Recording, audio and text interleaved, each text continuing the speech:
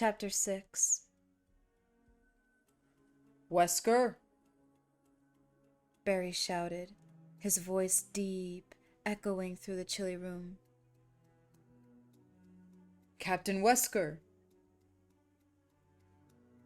He jogged toward a row of arches at the back of the hall, calling to Jill over his shoulder as he ran. Don't leave the room. Jill walked to the stairs, feeling almost dizzy. First Chris, now the captain. They hadn't been gone 5 minutes, and he'd said he was going to stay put. Why would he have left? She looked around for signs of a struggle, a spent cartilage, a spot of blood. There was nothing to indicate what might have happened. Barry appeared on the other side of the giant staircase, shaking his head and walking slowly to join her. Jill bit her lower lip, frowning. "You think Wesker ran into one of those things?" she asked. Barry sighed. I don't think RPD showed and snuck him out, though if he did run into trouble, we would have heard the shots. Not necessarily. He could have been ambushed, dragged away. They stood silently for a moment, thinking. Jill was still a bit shaken from the face-to-face with the walking corpse, but thought she'd accept the facts pretty well. The woods bordering Raccoon City had become infested with zombies. After a lifetime of reading trashy novels about serial killers, is a cannibal zombie so hard to swallow?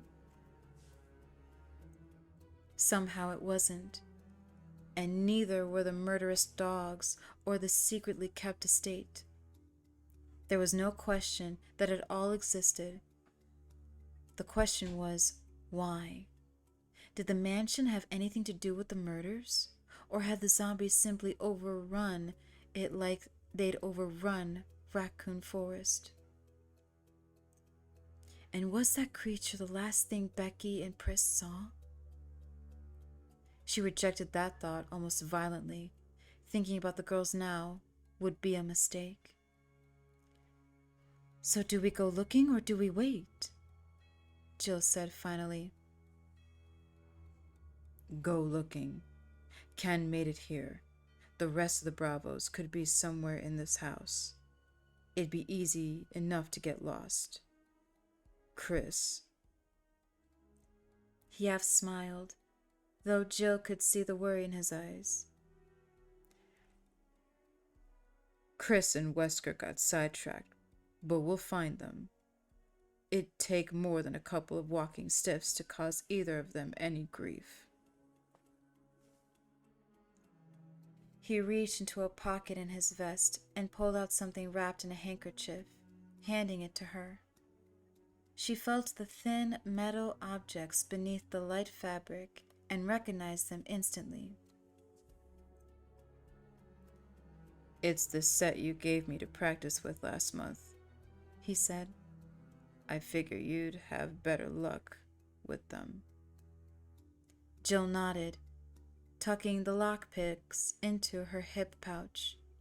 Barry had taken an interest in her former career, and she'd given him a few pieces from her old set, several picks and tourism bars. They could come in handy. The small bundle settled on top of something smooth and hard. Trent's computer. In all the excitement, she'd totally forgotten about the strange encounter in the locker room. She opened her mouth to tell Barry, then shut it, remembering Trent's cryptic warning. I wouldn't mention this conversation to anyone. Screw that. She'd almost risked it anyway with Chris. And where is Chris now? Who's to say that Trent's quote-unquote dire consequences haven't already occurred? Jill realized what she was thinking and had to fight off any urge to laugh at herself. What had happened with Trent probably wasn't even relevant to their predicament, and whether or not she could trust Barry, she knew she didn't trust Trent.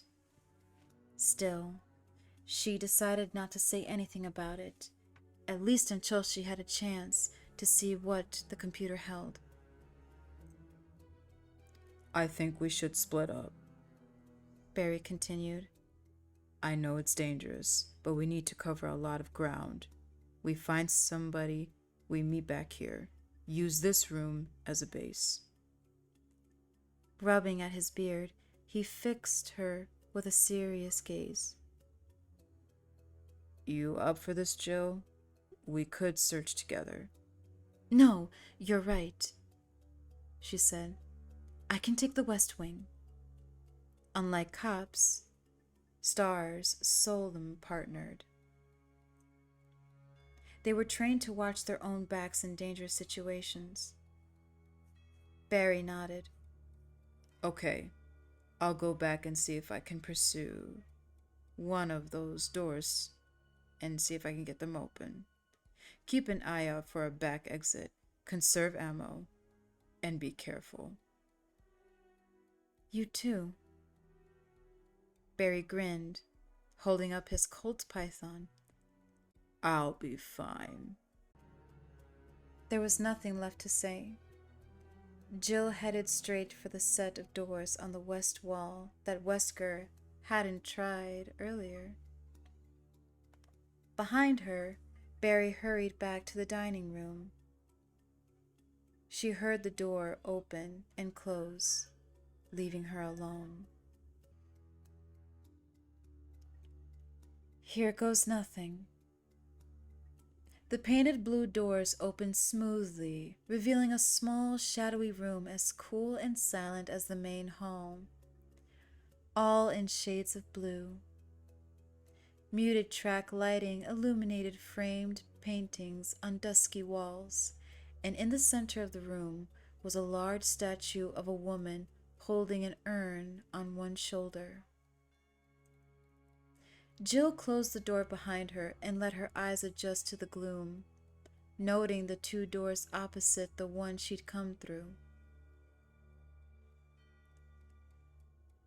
The one on the left was open, though a small chest was pushed in front of it, blocking access. It was unlikely that Wesker had gone that way. She walked to the one on the right and tried the knob. Locked. Sighing, she reached into her pack for the picks and then hesitated, feeling the smooth weight of the mini-disc. Let's see what Mr. Trent thinks is so important. She slipped it out and studied it a moment, then tapped at a switch. A screen the size of a baseball card flickered to life, and a few more taps. Small lines of type scrolled across the monitor. She scanned the material, recognizing names and dates from local newspapers. Trent had apparently compiled every article he could find about the murders and disappearances in Raccoon, plus the pieces on the stars. Nothing new here. Jill skipped along, wondering what the point was. After the articles was a list of names. William Birkin, Steve Keller, Michael Dees, John Howe, Martin Craghorn, Henry Sarton, Ellen Smith, Bill Robertson. She frowned. None of the names were familiar except, wasn't Bill Robertson Chris's friend, the one who had worked for Umbrella? She couldn't be sure. She'd have to ask Chris, assuming we find him. This wasn't useful. She needed to start looking for the other stars. She pressed the forwarding key to get the end of the data, and a picture appeared, tiny lines set into patterns. They were squares and long rectangles, cross-hatched with smaller marks that connected the empty boxes. Beneath it was a single line, a message as enigmatic as she could have expected from Mr. Trent. Night keys, tiger eyes, 4 crests, gate of new life, East Eagle, West Wolf. Gee, how illuminating. That just clears up everything, doesn't it? The picture was some kind of map, she decided. It looked like a floor plan. The biggest area was at the center. A slightly smaller one extended off to the left. Jill suddenly felt her heart skip a beat. She stared down at the small screen, wondering how Trent had known. It's the mansion's first floor. She tapped the forward button again and saw what could only be the second floor, the shapes corresponding to the first map. There was nothing after the second map, but it was enough. As far as she was concerned, there was no longer any question that the Spencer estate was the source of the terror in Raccoon City, which meant that the answers were here, waiting to be uncovered. The zombie groaned at Chris, fired point blank into its gut twice. The shots were muffled by its rancid flesh, and it fell against him, expelling a rush of foul, stinking air across his face. Chris pushed it away, the back of his throat locking. His hands and the barrel of his weapon were dripping with sticky fluids. The creature collapsed to the floor, its limbs spasming. Chris backed away, wiping the Beretta against his vest as he took deep breaths, trying desperately not to vomit. The zombie, out in the hall, had been a desiccated mess, shriveled and dry. This one was fresh, if that was the right word, festering, neurotic, wet. He swallowed hard, and the urge to throw up slowly passed. He didn't have a particularly weak stomach, but that smell, God. Keep it together. Could be more of them. The hall he'd entered was all dark and wood and dim light. For the moment, there was no sound except the pulse of blood in his ears. He looked down at the body, wondering exactly what it was, what it had been. He had felt its hot, fetid breath against his face. It wasn't a reanimated corpse, no matter what it looked like. He decided it didn't matter. For all intents and purposes, it was a zombie. It had tried to bite him, and creatures like it had already chowed down on some of Raccoon's population. He needed to find his way back to the others, and they had to get out, get help. They didn't have the firepower to handle the situation alone. He ejected the empty clip from the gummy weapon and quickly reloaded, his chest tightening with stress.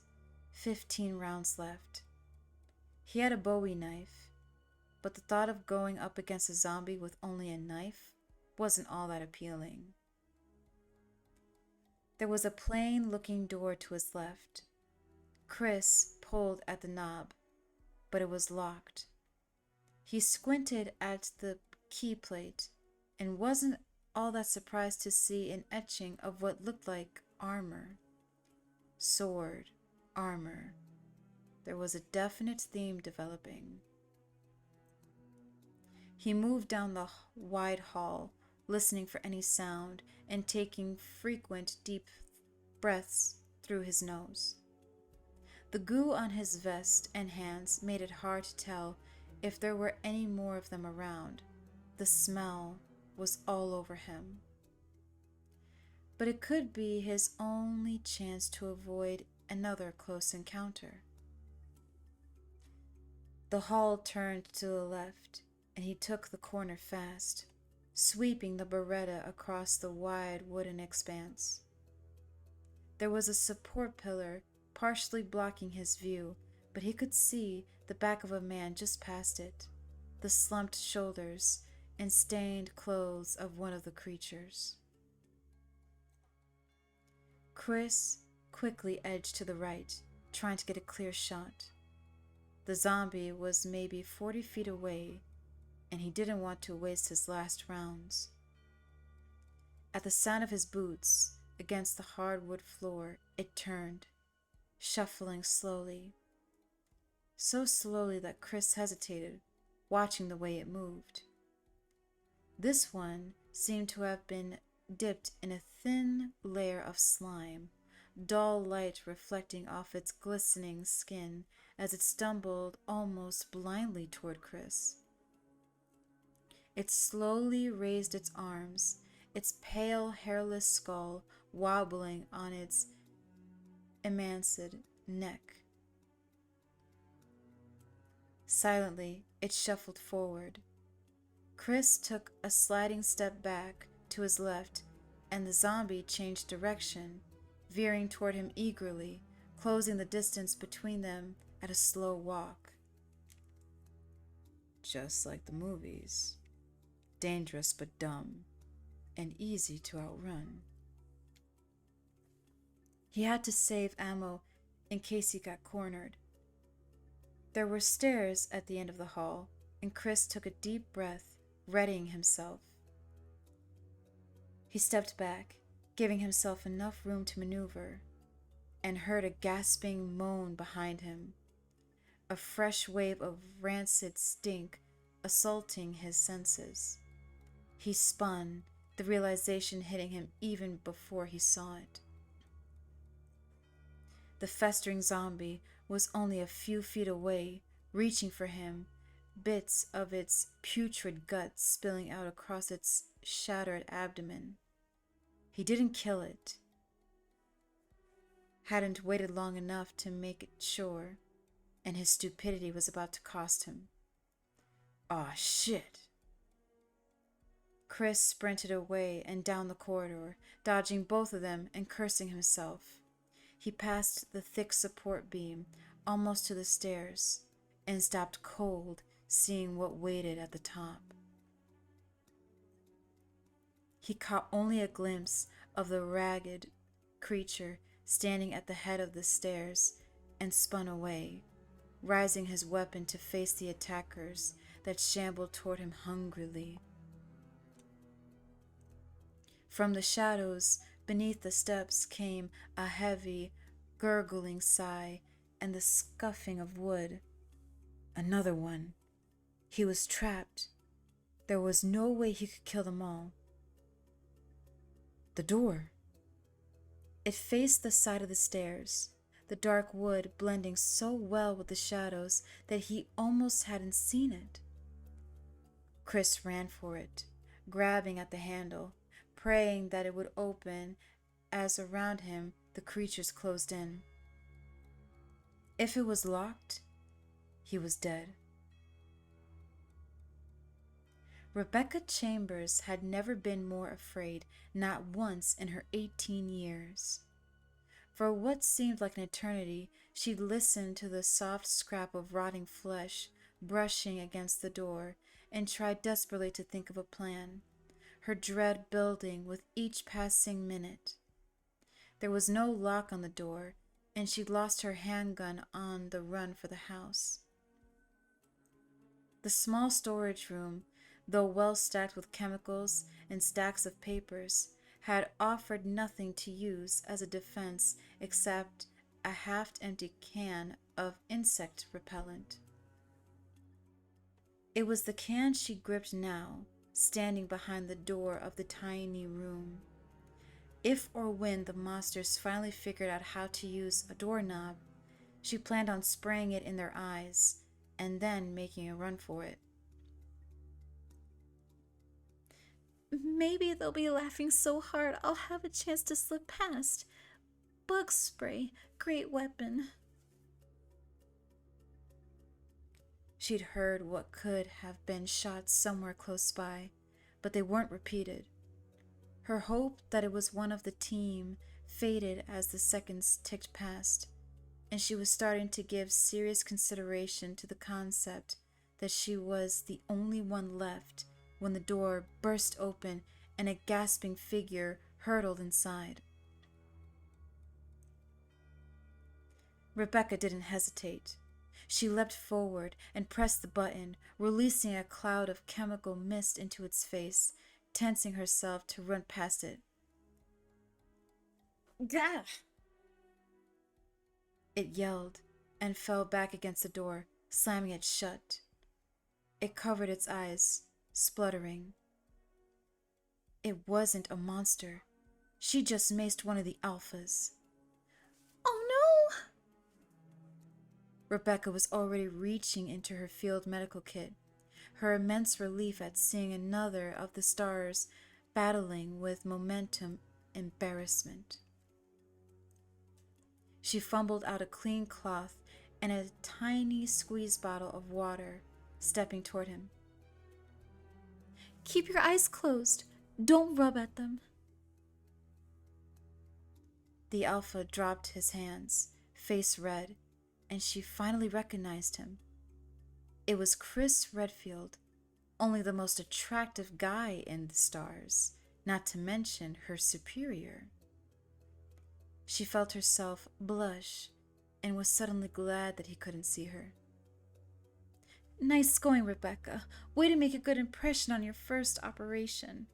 Lose your gun, get lost, blind a teammate? She led him over to the small cot in the corner of the room and sat him down, letting her training take over. Lean your head back. This is going to sting a little, but it's just water, okay? She dabbed at his eyes with a damp cloth, relieved that she hadn't sprayed him with anything worse. What was that stuff? He said, blinking rapidly. Tears and water streamed down his face, but there didn't seem to be any damage. Bug repellent. The label's been ripped off, but the active ingredient is probably permethrin. It's an irritant, but the effect shouldn't last long. I lost my gun, and when you came in, I thought you were one of those things. Though, if they hadn't figured out how to use a doorknob by now, they probably won't. She realized she was babbling and shut up, finishing the crude irrigation, and stepped back. Chris wiped at his face and peered up at her with bloodshot eyes. Rebecca Chambers, right? She nodded miserably. Yeah. Look, I'm really sorry. Don't worry about it, he said and smiled. Not a bad weapon, actually. He stood up and looked around the small room, frowning. There wasn't much to see. An open trunk full of papers, a shelf lined with bottles of mostly unlabeled chemicals, a cot, and a desk. Rebecca had been through it all in her searches for something to use against the creatures. What about the rest of your team? He asked. Rebecca shook her head. I don't know. Something went wrong with the helicopter, and we had to set it down. We were attacked by animals, some kind of dogs, and Enrico told us to run for cover.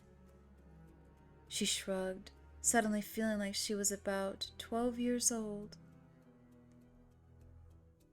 I got turned around in the woods and ended up at the front door of this place. I think one of those things Or the others broke it down. It was open. She trailed off, looking away from his intense gaze. The rest was probably obvious. She had no weapon, she'd gotten lost, she ended up here.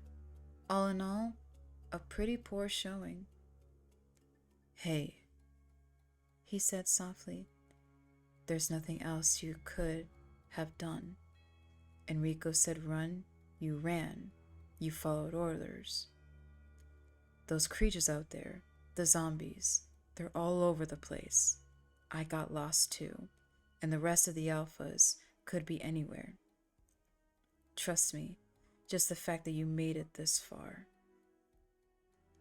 Outside, one of the monsters let out a low, plaintive wail, and Chris stopped talking, his expression grim.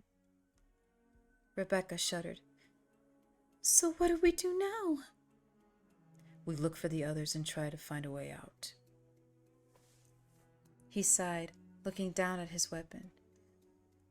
Except you don't have a gun, and I'm almost out of ammo. Rebecca brightened and reached into her hip pack. She pulled out 2 full magazines and handed them over, pleased that she had something to offer him. Oh, and I found this on the desk, she said, and produced a silver key with a sword on it. She didn't know what it unlocked, but it thought it might be useful. Chris stared at it thoughtfully, then slipped it into a pocket.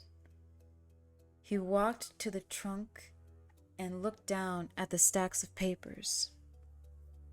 He riffled through them, frowning. Your background's in biochemistry, right? Have you looked through these? Rebecca joined him, shaking her head. Barely. I've been kind of busy watching the door. He handed her one of the papers, and she scanned it quickly. It was a list of neurotransmitters and level indicators. Brain chemistry, she said. But these numbers are all screwed up. The serotonin and norepinephrine are too low. But look here. The dopamine is off the chart. We're talking big-time schizo. She noticed the incredulous look on his face and smiled a little. Being an 18-year-old college grad, she got a lot of that. The stars had recruited her right after graduation, promising her a whole team of researchers and a lab of her own to study molecular biology. Her real passion, provided, of course, that she went through basic training and got some field experience. No one else had shown much interest in hiring a whiz kid. There was a soft thump at the door, and her smile faded. She was getting experience, all right. Chris fished the sword key out of his pocket and looked at her seriously. I passed a door with a sword engraved over the keyhole. I'm going to check it out, see if it leads back to the main hall. I want you to stay here and go through those files. Maybe there's something we can use.